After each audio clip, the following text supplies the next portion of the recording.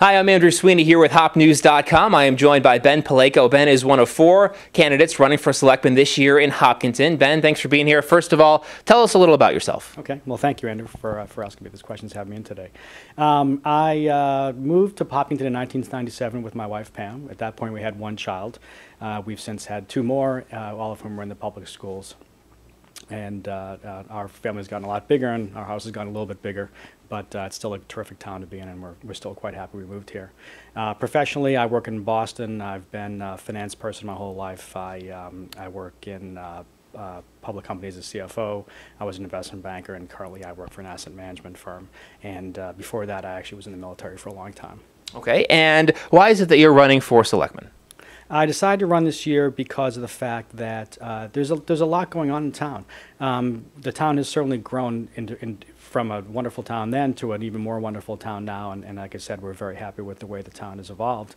But clearly we've got a lot of financial challenges we're facing. The town clearly has been in a difficult fiscal environment for the last couple of years. Services have been squeezed. I thought that this was an appropriate year to come on board because we have a couple good folks exiting the board of selectmen, and given my financial skills and background, and I was on the appropriations committee for 4 years, it just seemed like it would be a good place for me to use my skills to try to help the town keep moving forward.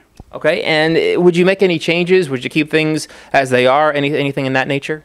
Yeah. Again, I think the board's done a terrific job the past couple of years. I think the town has gotten much more professionalized. I think putting the town manager in place has made that the town runs much better. Obviously, I think we all like the way that the Board of Selectmen work in a collegial fashion, and they've been definitely working in all of our best interests. So the truth is, on most cases, what I'd like to do would be to keep a lot of those background elements working just the way they have.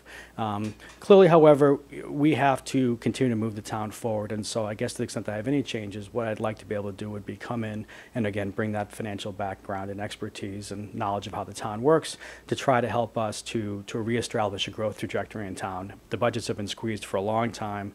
I don't know that I think we can continue to keep squeezing them further, and so I'd like to start adding back services and finding ways to grow out the revenue base of the town through commercial development, and again set this town on a new growth trajectory to make it again continue to just get better than it has been. So definitely some important issues there. And what would you say your overall #1 issue would be if you were elected? Yeah, I mean, the most fundamental issue is clearly how do we provide the level of services we want at a cost we can afford, and that encompasses a whole bunch of sub-themes.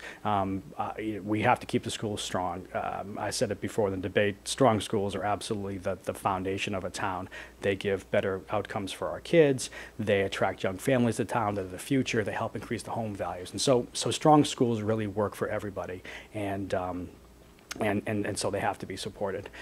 We also, I think, need to continue to try to emphasize some of the things that make this such a wonderful town to live in and improve our quality of life. So we need a better library, we need a vibrant senior center, we need to continue to grow open space out. All these other attributes that just make Hopkinton a nice place to live have to continue to be protected and enhanced to the extent we can. And then against both those things, we have to find a way to pay for it all. We need to be able to hold residential taxes in check, and that really means that the revenue source we have to try to grow it most aggressively is commercial revenues. So I would like to try to help us move aggressively to bring on some new commercial development in town. We've now got zoning and infrastructure down on South Street sufficient to support it, and so I think it's very important that we find better ways to grow the revenue base at a sustainable rate.